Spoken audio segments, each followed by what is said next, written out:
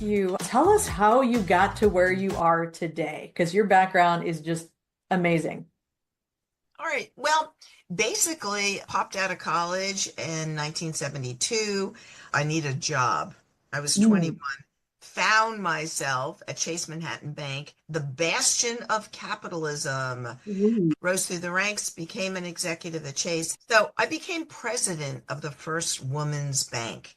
And Wow. Sue, we needed a women's bank because the Fair Credit Act had not been enacted until 1974. And that meant that before that time, in 74, women couldn't get credit with Right. their own signature. So my first credit card at Chase Manhattan Bank had my then husband. He was a law student. He had no credit. I was an executive. I couldn't have a credit card with my own name on it. It had to have his name and a permission slip from him for me to use my credit. Well, talk about branding. You Yeah. were, as a woman, branded as your husband. You were a possession. That's how that whole Mrs. thing came into being, that you hmm accepted his name. You were branded with him. Welcome to the Turbo Branding Show, where we will help you ignite your growth by leveraging your brand to grow faster, easier, and more successfully. I'm your host, Sue Kirschner, and today I am welcoming Neale Godfrey to the show. So let's delve into today's episode and turbocharge the brand. First, thank you so much for being here, Neale. I'm so excited to hear about your journey. Well, thank you. I'm a huge fan of yours, so it's a treat to be here. Thank you. Thank you. But yeah, we're gonna get into it because I think all of my listeners are just gonna find it so fascinating. But I just am so inspired about how you have embraced creativity and not let obstacles stand in your way as you went through your professional journey. And I just think people are gonna find that inspiring. But let me kick it off by saying a couple things about you, and then I'm gonna let you take over. But Neil is known as the goddess of money. That's a pretty cool moniker, right? She is the financial voice for women and multi-generations, as well as a world-renowned speaker and author who has inspired millions through her work. And she motivates, trains, educates, and frankly is downright entertaining when she delivers her core message, which is to empower yourself to take control of your financial life. So let's dig in here. And I'm just going to ask you, tell us how you got to where you are today, because your background is just amazing. Well, you're sweet. How far back do you want me to take it? Being the first female executive in banking, that Let's far back? do it. Let's do it because I think that just rolls up into your personal brand and your passion. So, yeah. Cool. All right. Well, basically, popped out of college in 1972, the era of bell bottoms and flowers in our hair and marching against the Vietnam War. And all of a sudden, oh, I need a job. I was Mm. 21, found myself at Chase Manhattan Bank, the bastion of capitalism. Ooh. And it was like, uh-oh, I'm going to interview for a job, but I can't tell anyone where I'm working because I'm going to have to wear pantyhose. And we didn't wear pantyhose in the. So Chase decided they were going to have an experiment and hire a few women, like one. And anyway, I was it. I was Mm. tagged to be the first Nice. female executive in banking. I had no idea what that meant. So, Yeah. by the way. But Okay. anyway, rose through the ranks, became an executive at Chase, headed up a global division, and was lucky enough to do merger and acquisition work. And actually, in 1980, I put together, at that point, the largest merger in the history of the United States. It was the DuPont Conoco merger. First time we did billions of dollars. Wow. Wow. So I think I was selected to do that because nobody else wanted to do it because all you could do is screw it up. Let her do it. So anyway, she did it, didn't screw it up, but that's a whole other story how that came together. Okay. Then hit the glass ceiling, which after 13 years and hitting a senior vice president level was basically the glass ceiling was kryptonite. It was not glass because you can break glass, you can't break You kryptonite. can't break something that solid. Yep, I hear you. So I became president of the first women's bank. And Wow. Sue, we needed a women's bank because the Fair Credit Act had not been enacted until 1974. And that meant that women, by the way, Kat will be in with us. She's got she's I welcome all listeners. If the cat wants to be a part of it, it's she's great. she's a fan, but she also is she's got cancer, so she gets to walk wherever she wants. So Oh, yeah. so we have a tail. Don't you like the tail? I like that. All right. Exactly. So Well, let me ask you, yeah. did the first women or Women's Bank, did that exist or did you create it? No. It Okay. exists. It existed. Okay. It existed and it was formed in 1969 because the Fair Credit Act had not been enacted until 1974. And that meant that before that time, in 74, women couldn't get credit with Right. their own signature. So my first credit card at Chase Manhattan Bank had my then husband, then is the operative Right. word. Right. He was a law student. He had no credit. I was an executive. I couldn't have a credit card with my own name on it. It had to have his name and a permission slip from him for me to use my credit. Amazing. Amazing. Well, even up until like the late 80s, for a woman to start a business, you still Yep. had to have your spouse or some male figure co-sign or, on the loan that you might get to start your own business. I find that shocking. Yeah. Well, talk about branding. You Yeah. were, as a woman, branded as your husband. Yeah. You were a possession. That's how that whole Mrs. thing came into being, that you Hmm. accepted his name. You were branded with him. With him. Right. Right. So Yeah. anyway, so Yeah. moving on. Yeah. So Where'd you go from there then? yeah, so while I was at First Women's Bank, I saw women uncomfortable handling their own money. That seemed goofy to me. Okay. I did research, and it was because we were never taught anything about money as women. We were Yeah. kept outside the financial world. So I decided I wasn't going to want my kids to be financially illiterate, so I went to look for books for them. Now, Okay. this is 1985. I'm now a single mom of two little tiny kids. Yep. So I schlepped my kids to bookstore after bookstore. There were no books to teach kids about money. And my Okay. 3-year-old daughter said to me, Mommy, why don't you just write the books? Yep. So I sort of looked at her. Hey, I knew how to run a bank. I knew how to do big deals. I didn't know how to write a book. Right. So she saw that look on my face, and you know that look. And she said, Oh, you're afraid. Ugh, Kids, they cut to the heart of it, don't they?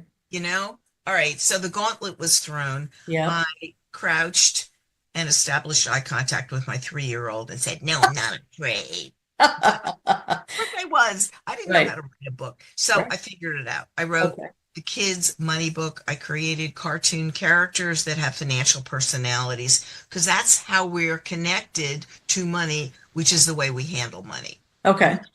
our socioeconomic level. Anyways, so I wrote the kids' money book. And if you're going to start a topic that does not exist, and you're going to start that branding journey, you go to the world's largest publisher, and that was Simon and Schuster. See, and I love that. I love that you automatically assume you go to the largest publisher and you're going to create a category and create a brand. Whereas I think so many other people would have been so afraid, like, oh, I'm going to start small. I'm going to start down here. So I love that you did that. Yeah, so you start at the top. Hmm. So I went in there, got an appointment, came in with my carrying my manuscript in those days, and it was, we can educate and empower kids to take charge of their financial life. We can do this on a global basis. How important is this? And Simon and Schuster's response was, thanks for stopping by with your cute idea. By the way, cute, Wow. again, the operative word. I made them pay for it too. But Good. uh, it was, their thing was, we're not going to take a risk on a new category. If it were important, there would already be books on the topic. Right. So, How myopic. Right. Yes. so as an entrepreneur, when you're shut down, you hit the street, don't cry in front of them. That's my Hmm. big advice. Yep. And I made it outside in tears, weeping, carrying my manuscript. Here I was, shut down. So if you're an entrepreneur, you don't always go in the front door. Mhm. Sometimes have to hop over the fence. You have to go through the back door. You have to figure it out. So Right. I made it about 2 blocks and it was, wait a minute, they need proof of concept. So I opened up the first children's bank at FAO Schwartz, the toy store in New York, a real bank for kids, real FDIC insured, and also Fascinating. Yeah. an Institute for Youth Entrepreneurship up in Harlem to work with at-risk children to start businesses with them so that they could be entrepreneurs. Wow. Both were very successful. In fact, Princess Diana flew over with the royal children to open up accounts at the First Children's Bank. How cool is that? That is so cool. Now, So, tell me a little bit before we move on. Tell me a little bit about that because did you go to the bank and ask and say, "Hey, well, you should do this," or did no, they come to you? Did they find you somehow? How did no, that happen? I was still president of the First Women's Bank. Okay. I Okay. was slipping into entrepreneurship, but I couldn't starve to death. And that's one of my pieces of advice. If you can start something, if you can do a life hack, if you can try to do something and see how it goes, then you know that if you're going to open up the doors to your own business and hang out your shingle, you've already started on the way. Okay. So what I did is the First Children's Bank was a wholly owned subsidiary of the Women's Bank. Got it. I didn't have to own it. I just Okay. had to have that as a moniker Right. and start to build that brand. So they were Yeah, both and that's fascinating because again, you aimed high, right? If you're going to start something like that, why not go to the top brand for children anywhere in the world, FAO Schwartz, and say, "Hey, I've got a great idea," right? exactly. Yeah. And they loved the concept. I needed 150 square feet. That's all I needed Yeah. to start this little bank. And I got the FDIC to approve it. I had to put in real approvals Okay. as an operating bank. Okay, so I can figure that out. Right. So it was a real bank. I like that. I like that. It was just a bank for kids, and it was called a limited service branch because we only took deposits. I didn't do loans to kids. Okay. Okay. So that was it. And I found a law in New York State, you're going to love this, that said if you're 6 years old and you can sign your own name, you can have a checking account. How goofy is that? That is very goofy. Right. Women can't have it, but a 6-year-old can. Yep, Yes. Yes, I exactly. like that. Yeah. Ha. So did that. Yeah. How Got how long was that bank open or how long was Well, that part the of deal that FAO? I wanted to do was a 3-year deal Okay. with FAO. And the reason is I didn't want to be just identified with really, really wealthy families and Okay. kids.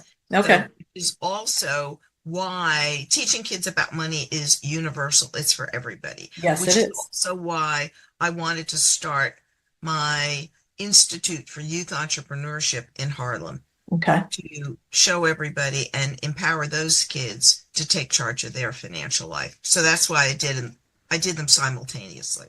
Okay. Okay. Yeah. Then Now you've got your proof of concept, right? People are proof interested in this. Yeah.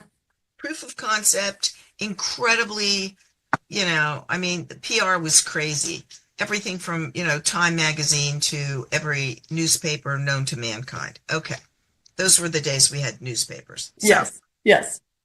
ta-da, back in. Okay. Simon and Schuster. And their response, Sue. Yep. We're not going to Go. take a risk on this, right? There still are no books to teach kids about money. Thanks for stopping by. We love your little idea. Wow. All right, back in tears. Don't cry in front of them. I made it outside, still in tears. And then I made it 2 blocks and it was, oh, come on, put your big girl panties on. Yep. You know how to buy and sell companies. I did that at a Chase Manhattan Bank when I Yep. was an executive there. Come on. So what I did was I bought a publishing company. Kudos. Kudos. That Popping was my here. Yeah, Yep. that was my own money. Of course, I borrowed it from a bank. And at the closing of the loan, the bank said to me, by the way, you're chairman of the board of this publishing company. It was a division of Macmillan Okay. called Checkerboard Press, and they were publishing all of Mother Goose. That was they controlled that imprint. Okay. And so at the first publishing meeting, when they were all presenting Mother Goose, and now I was chairman of the board of this publishing company that I did not want to run, I informed my entire publishing staff, I will fire all of you if you don't publish my book, which I thought was a generous, easy way to present. So, Absolutely. You're like, I went the other route and presented my ideas and listened to feedback, and now we're doing it my way. Yep. yeah, no, yeah, exactly. Hmm. So they made the decision to publish my book, which I was surprised at. And we sold 50,000 copies of the book. I sold the company. I went back to Simon and Schuster and said, proof Yep. of concept. And Look they said, here. oh, look, here's a book. Yeah. Sold 50,000 copies. It must be a topic of interest. Yeah. So they took me on Yeah. as a property. Let me ask you this at this point. Why go back there? They told you no twice. Why did you want, is there a reason where you were saying, I still need their brand or I still need that top publishing house validation for this? Or was it just, you know what, they have something I don't have and I still need it? I wanted to leverage their brand Okay, of being everywhere. got it. If I could show them that this is a topic of interest, Hmm. they would move me up in their heap. They only sent 25 authors a year of all the thousands of books that they published Okay, out on a book tour. I could never afford that type of publicity. got it. So I figured, hey, I'm going to do this company without any money at all until I get going. Right. Why not leverage their brand? Absolutely. Absolutely. And I like that. And I like it, you stood up for yourself. Like you said, you put on your good, your big girl panties. And when people tell you no, leverage your expertise to say, hey, I can work around it. I can work around you. But when it comes to business and growth and trying to achieve, your goals, you put the emotion aside a little bit and you say, you know what? They have what I don't have, and I'm gonna go borrow it. So, Exactly. yeah. So the other thing is an entrepreneur, and when you're branding, know your market, Okay. know it very specifically. So Yes. my market was to talk to women at home, Okay. kids at home, and kids at school and after school, and to work with corporations who shared my passion to educate our next generation to be empowered to handle their money. So Yes. Yes. they, Simon and Schuster, published the kids' money book. And what was Okay. so funny is they still didn't think it was really that important, so they would only publish a soft cover book called Money Doesn't Grow on Trees, A Parent's Guide to Raising Financially Responsible Children. Hmm. Okay. So we're now in 93. They published the book, and the phone rings one day. And Yep. my daughter, who is now 10 years old, answers the phone and comes running in to the room and says to me, Mommy, Oprah is on the phone. And I go, it's not Oprah. Yeah, of course it is. Right. It is not Oprah, sweetheart. I have a friend who does Oprah impersonations. Give me the phone. Yeah. So I took the phone from her, and I was a jerk. So I was doing Oprah to Oprah. So I was doing climb every mountain. Hey girl, give it your best shot. I mean, I was like the colossal jerk. Okay. Yeah. So my daughter writes down on a piece of paper, you can ruin your life, but don't ruin mine, and hands it to me. Your daughter is amazing. Let's just say Yeah, that right well, now. she's Yes. like, it is Oprah. Stop it. Yeah. So, yes, indeed, it was Oprah. So, what I did is I then went on air Yeah. and I worked with Oprah as her money person for almost 5 years on Okay. air. Okay. did 13 shows. That book hit number one in the New York Times bestsellers list. And at that point, that is when I made Simon and Schuster pay for that cute little book because all of a sudden the cute little book was number one on the New York Times bestsellers list. And Oprah would keep repeating the show and it would go back on the list. Okay. Yeah, yeah, yeah. So it was like, this is good. Now, Yes. the other thing is don't believe your own press. What it did for me was it validated the need to educate kids about money. Right. So just because you hit and it doesn't mean, and that's like, there's more chance, I think, of being eaten by a shark and being struck by lightning at the same time than going on Oprah. Thank So you, Barbara. don't Right. wait. Yeah, don't wait for the big break. Mm-hmm. Keep going. So Yes. I kept going. So you kept And going. Yeah. so I created the first money curricula. I, yada, yada, yada. And just came out with my 29th book, which indicates I'm a woman without a life. So, um, No, no, let's not say that. It says you have a and, passion and you are absolutely driven to fulfill that passion because and it helps so many people. well, and I love what I do. And my mark is probably 20, 30 million people around the world. The books are translated into bazillion languages.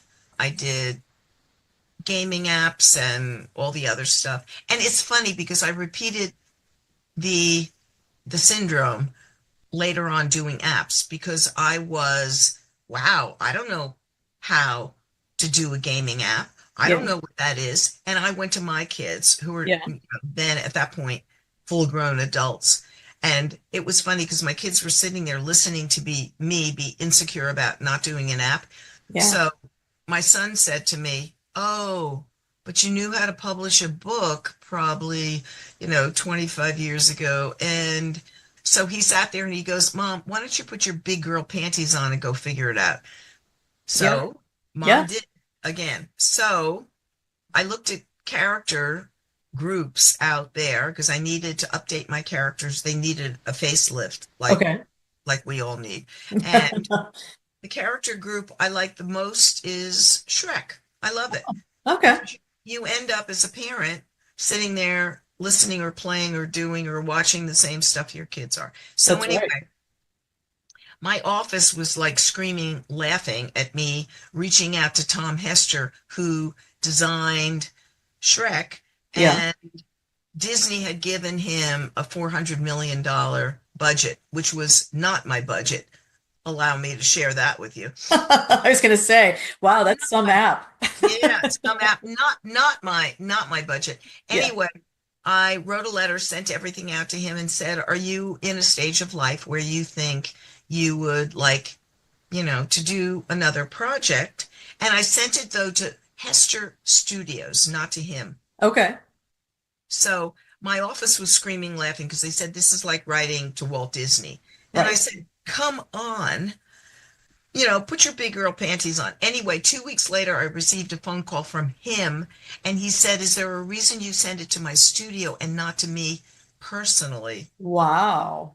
Case Wow. in point. Anyway, he became my partner, and we designed the app, the characters for the app, For the which app. was cool. Yeah. Yeah, yeah, yeah. Yeah. Anyway, so Can you still get that app? Is that still no, no? Yeah. it was alive on the early versions of the iPad.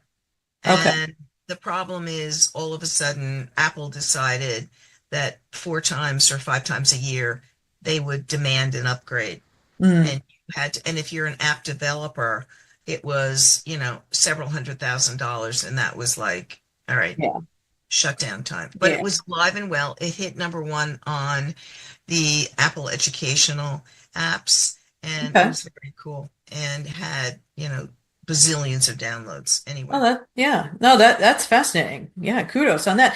Now, quick question for you, and then we can keep going to where you are today. But when you started to create all these books and the apps, and I know you start speaking and you're doing other things, did you create an actual company name or a company, or yes, was it always several, just it's Neale Godfrey?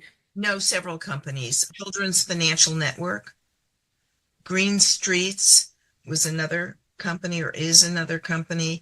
I later got pissed off at Simon and Schuster. Yep. Hard to believe. Hard to believe. Hard to believe. So I formed my own publishing company these are in the days where you could self-publish and nobody cared about the publisher. Okay. So I formed my own publishing company and I was totally transparent about it. Yeah. And it's called Godfrey Inc.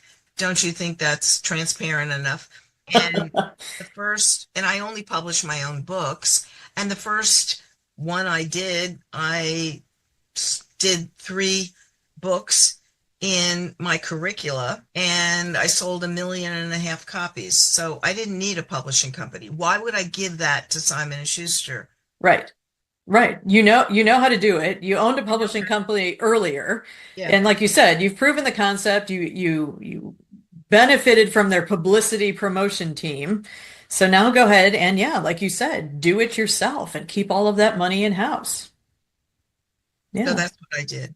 Okay. All Um, right.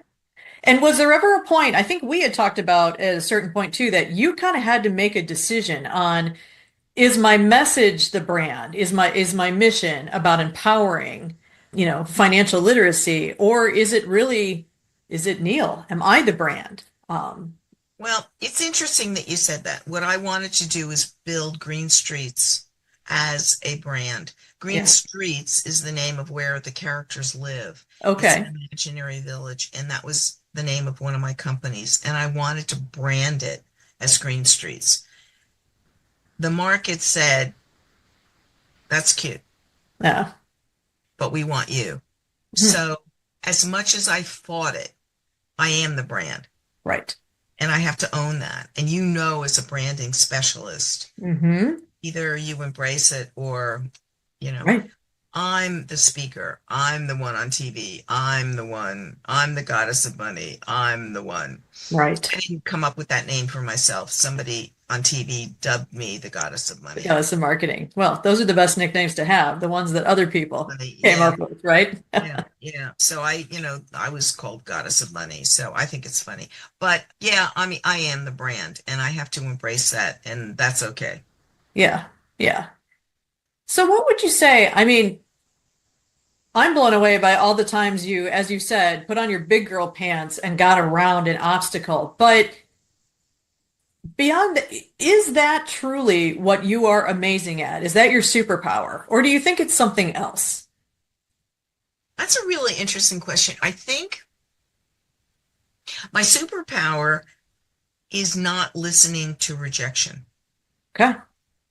And my mother, when I was 10 years old, I mean, I was raised to not look at rejection as rejection. And Okay. we are the most afraid of rejection. And we go out of our way to avoid rejection. And her thing was a no means that they don't understand what you're trying to say or who Hmm. you are. Right. So say it so that they can understand it. And she said, the worst that can happen with a no is that it's a no. Right. They don't take away your children because that's the worst thing that could ever happen to you. And I said, Mom, I'm 10 years old. I don't have kids. And she said, I'm telling you this now so Yes. that when you do have kids, you'll understand that the worst thing that could ever happen to you would be that they'll take your kids away, and that won't happen. So Right. other than that, it's just rejection. Right. So when I got rejected, I honor the fact that I get to cry, and my crying limit is about 5 to 10 minutes. Okay. No one likes to be rejected. I don't like to be rejected. I don't Sure. thrive on it. I'm not a psychopath. I mean, this is like, oh my God. And Right. you take it personally. Right. And then you go, put your big girl panties on, go figure it out. Right. Why could they not listen to you? Yeah. Why could they not listen to you? Why was I not compelling enough in my idea, my message? No, I like that because that's at the end of the day, that is the heart of branding, right? You can break your brand either with bad messaging or you can break your brand with a bad experience. And I like how you've detached a no or a rejection. It's not me personally. I didn't do a bad job. What I did was I didn't message it appropriately. I either didn't understand my audience well enough to be relevant to them. I maybe didn't use their language, or I have knowledge they don't have, so they don't see what I'm seeing. So I like that framework. I like absolutely what your mother taught you when you were 10. And you're right. I mean, then you switch yourself from being a victim to owning the responsibility of what just happened. Yes. And as an entrepreneur, unless you're willing to accept that, Yeah. you step over your own ego. You get in your own way. Right, right. Because Um, you're gonna get an awful lot of no's, an awful lot of rejection, and it's very easy. I think it's very easy for anyone, let alone women too, to take that personally. And I just, it's like you said, it's look at it from the standpoint of this was an exchange of ideas, and I didn't understand the situation enough, and I have permission to try again and do better. and go figure it out. Go figure Mhm. out how you can do it better. Yeah, Don't let that obstacle, if you believe in it. And by the way, just because you see it, it's what you were saying. It doesn't mean it universally. right. My goal was that teaching kids about money was going to be mainstream, not Hmm. that it was some crazy idea by some crazy lady. And Right, that's how I started. But right. it's mainstream today. You put in financial literacy or kids and money, you don't have to explain that to anyone. Of course, you want to raise financially literate kids. Right. Right. And that's what I wanted. Right. Yeah. No, I love that. And obviously, again, I know I'm sure there's been, like you said, outrage at how women were treated in the business world and whether they could get loans or credit cards or things like that. But, we all have experiences behind why we're so passionate about an idea. But I love that you were able to take that passion and channel it into something that is a legacy. It's your brand, it's your legacy, and it's exciting to hear about the steps that you had to take to get there. The other thing is, too, is pick your battles. Okay. So, yes, I was not treated as I should have been at Chase, albeit I loved the experience. When I first joined, they were paying me the same thing that they were paying the men. And go with me on this, it was 1972. It was $11,000 a year. Okay, okay. Wow. Yeah. Our goal was to earn our age. I wanted to earn my weight, but that never happened. And so I was hired at 11,000. I thought that was cool. And then I was called in after working there for 2 weeks. And the head of personnel, which is what they were called, of HR, said to me, "You're a woman. You're taking the job of a man. We're going to reduce your salary to $6,500 a year." Wow. So that's fine. What do I have to do to earn what they're earning? And it was graduate first in this credit course that we were going through. And I did. And I went back and she said, "Who told you that?" And I said, "You did." But, and she said, "No, no, no, you're a woman. You're taking the job of a man. You're never going to earn what they did." She was a woman of her word. I never did. And Yeah. by the way, that earning less, getting less bonus, less pension, all that for my lifetime at Chase has cost me $2 million. Tragic. So, Tragic. I mean, but number one, it's amazing that you were able to backtrack that and put a number to that inequity. But yeah, just absolutely amazing that they don't even try and sugarcoat it. Or again, it was a different era, but different they didn't era, even try to different era. sugarcoat that. Yeah. But I left my division. I, I came in as the only. I Yeah. left my division with half women employees and half people of color. Yeah. So I won the war. Good. Good. Congratulations. Yeah. That's again, sticking with your mission, your purpose, what you feel is fair. I mean, that is just amazing that you're able to you had the skills and to be talented enough that they would allow you to to make this change or this transformation within the company. So that's great. Yeah. So I just a couple more questions for you because again, this is fascinating. But as you were growing and you were having new opportunities brought to you as ways to expand your brand and things like that, were you sitting down and intentionally thinking about where you wanted to take your brand, or was it that the market came to you and you were open to possibilities? Meaning, did you step into the brand versus plow the way by what you wanted to accomplish? The answer, the truth is both. Okay. So I thought that what I wanted to do is capitalize my company and get lots of money and have the characters, have their own TV show and be licensed on product and financial product and, you know, toys and games and books and things all around money. Hmm. The venture capitalists wouldn't give a woman money in those days. Right. And I was in one of the meetings. They had said to me, "We love the concept. We're going to put a man in as chairman of the board, and you can work for him, but you can't be, out front. It won't be yours." And Wow. so after I had done this enough, it was thanks. And then I decided, you know, the reason I have a home is so that I can keep mortgaging it. So Right. I financed it myself, Yeah. and it never became a huge brand. And when other people offered to buy me, it was then going to be around them selling financial product, and I would lose the mission Yeah. of who I was. So I had to make those economic decisions. Yep. And so some of it's opportunity and some of it's what do you want to do? And it's like, that's it. And every day I get to do what I want to do mostly. I'm also an executive in residence at Columbia Graduate School of Business. So I Nice. get to mentor students and also corporations Yep. about, entrepreneurship, which I love, and Yes. innovation, which I love. I'm a national and international speaker, which I love. Hmm. And I do a lot of not-for-profit. I used to be on the board of UNICEF and then UN Women.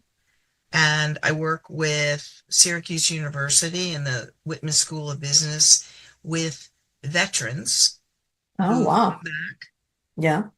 and are not able to do what they thought they could do, and we're teaching them to become entrepreneurs. So I get to do that, and Yeah. I advise lots of companies, and I love what I do. Yeah. And, and there's no reason to stop it. So some of it's very intentional, but some of it's opportunity Okay. that Yeah. hits.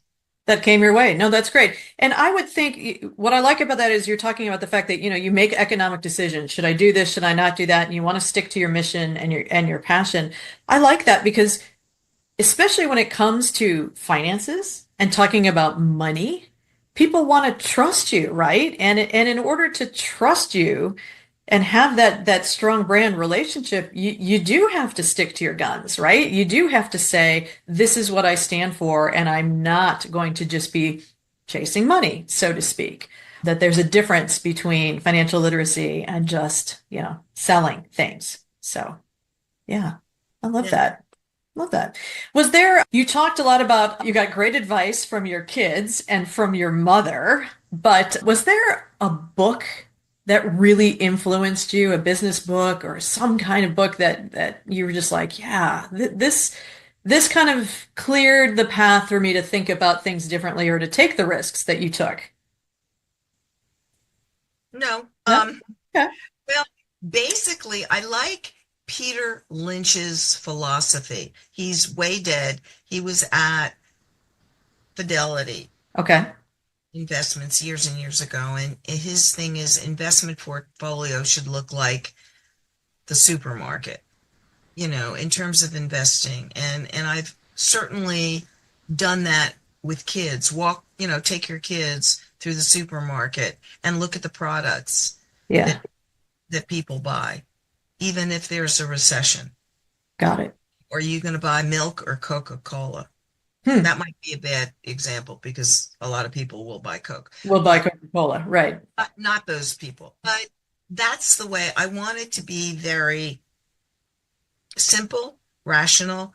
I want to take all the mystical part of money out and empower people. They don't ever have to feel stupid with their money. Yes. And it's a very intimidating thing. And, I even start kids investing with companies they know. Yeah. Disney, Mattel, Apple, Amazon, companies they know. Yeah. Don't go crazy. Hmm. Make it simple. And that's my whole thing. Make it simple. Make money part of your life. It's the business side of life. We use money every single day of our lives. Yeah. And talk to your kids about it. Incorporate that. Yeah. No, that's perfect. And yeah, like you were talking about, it's that building trust by keeping it simple, by keeping people focused on what matters. It creates the trust that you need for the personal brand. And I could see why the market said, "No, Neil, it's you. You're the brand."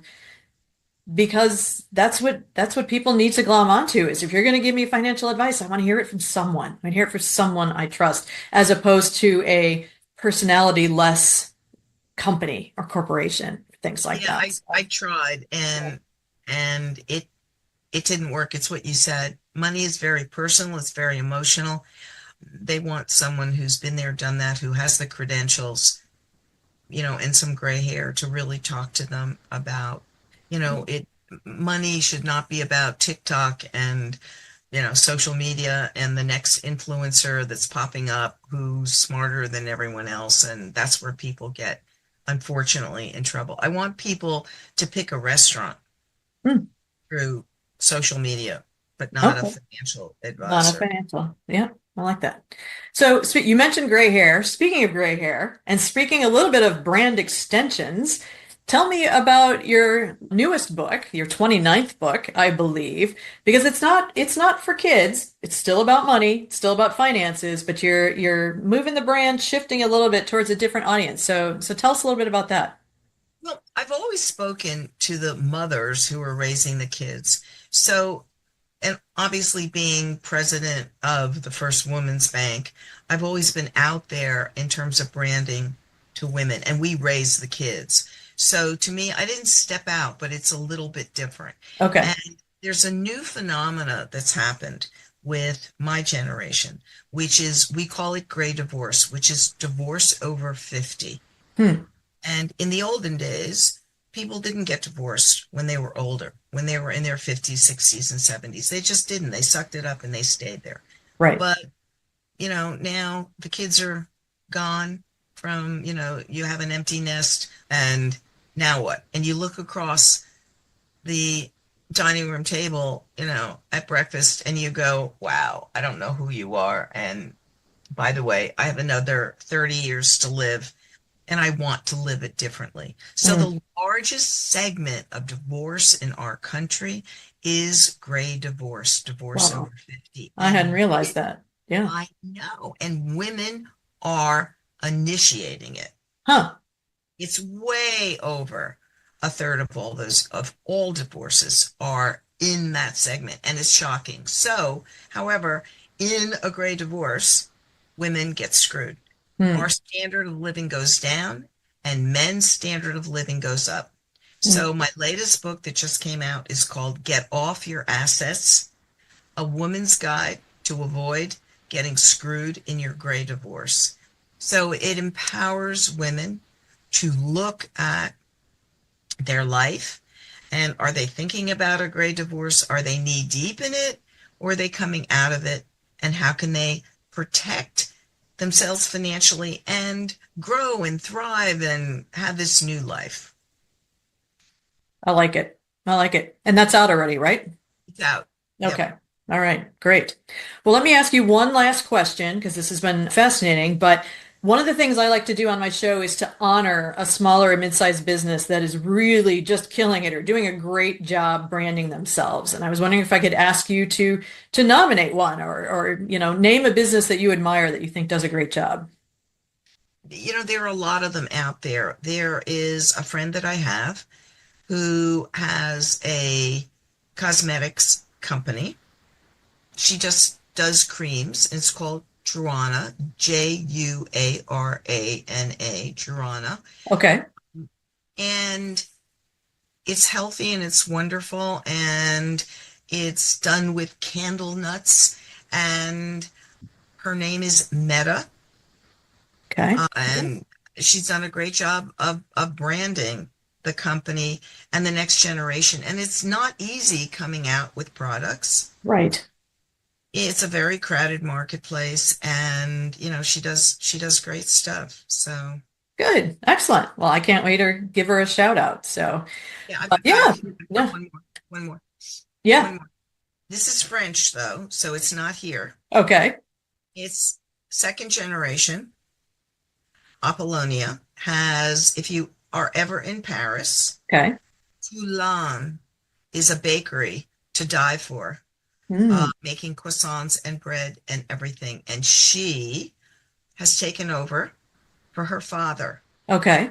and is branding. Her name is Apollonia Poulain.